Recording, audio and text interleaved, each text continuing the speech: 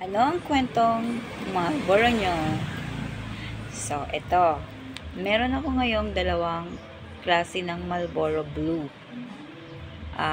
Kung makikita mo kasi, mapagkakamalan mo talaga siya na color blue, di ba?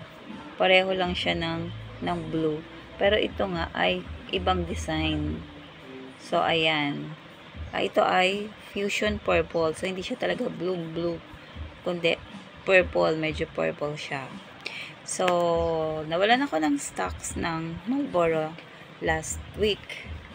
And, nakita ko sa Mary Mart, meron doon na Marlboro na ganito. So, makikita naman natin siya sa drawing.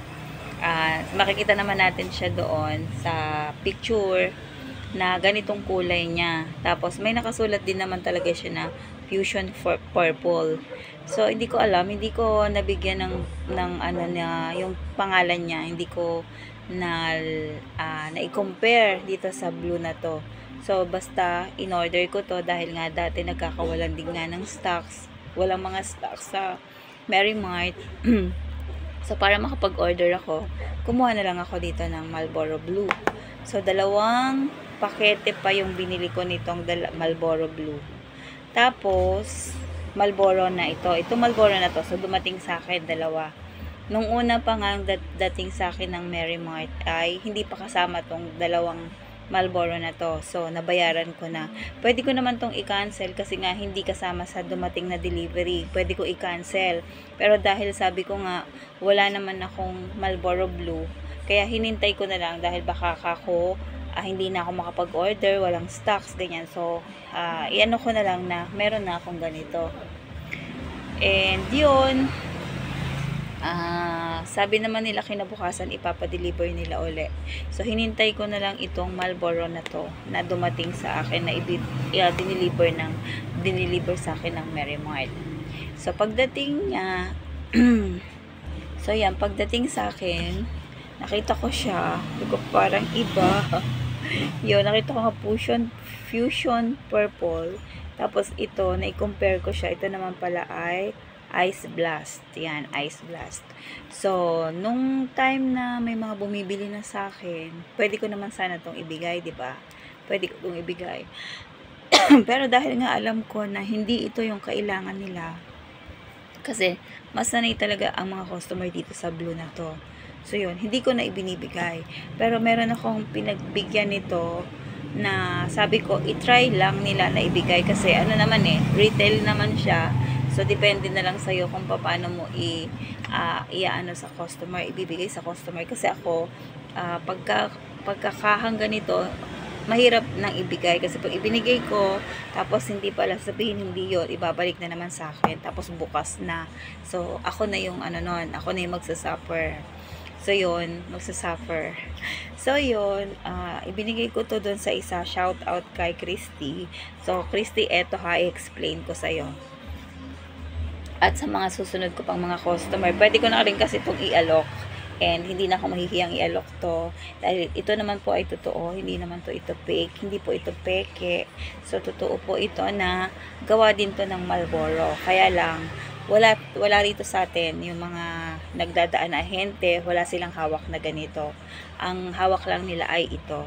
Pero, yun, dumating nga ang ahente sa akin kahapon and tinanong ko siya about dito. Kasi syempre, sabi ko, dalawang pakete to.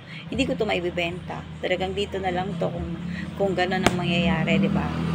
So, yun, pinakita ko sa kanya, sabi niya, saan daw ako nakakuha ng ganito? Kasi nga, wala naman siya. Sabi ko, kay Mary Mart. Meron ka ako kay Mary Mart na ganito. So, natuwa pa siya sa akin kasi, ito daw mga ganito ay, sa ano daw to binibenta? Sa mga 7-Eleven, sa mga mini-mart na talaga binibenta to, itong mga ganitong sigarilyo. And mas mahal daw to sa doon. Mas mahal ang presyo nito kaysa dito sa blue na to. Kaya I decided na ibibenta ko na lang din itong Marlboro na purple. So, ngayon, at dahil nasanay tayo sa blue, at nagbebenta rin naman tayo ng blue. So, itatry natin ngayon. Bubuksan ko tong purple na to. Dahil ang sabi nga nila, di ba ang Marlboro Blue, meron daw yung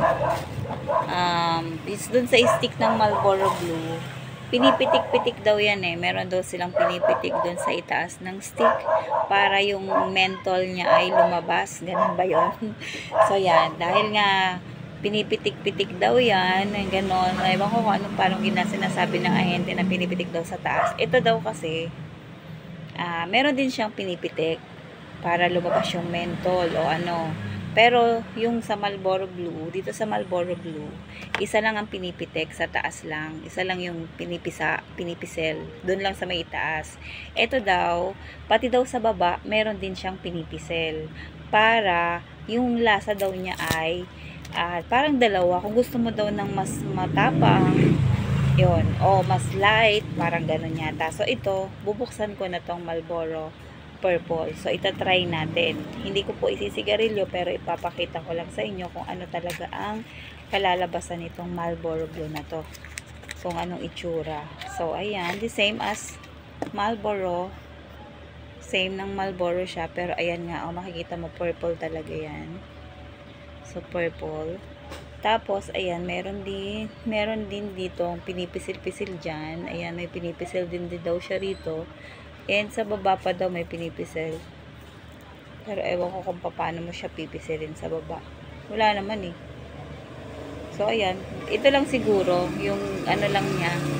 Yung pipisilin mo rito, depende siguro to kung gusto mo ng medyo light ang lasa ng mentol o bahala na po kayong i-try kasi hindi naman ako naninigarilyo kaya hindi ko to maisusubok.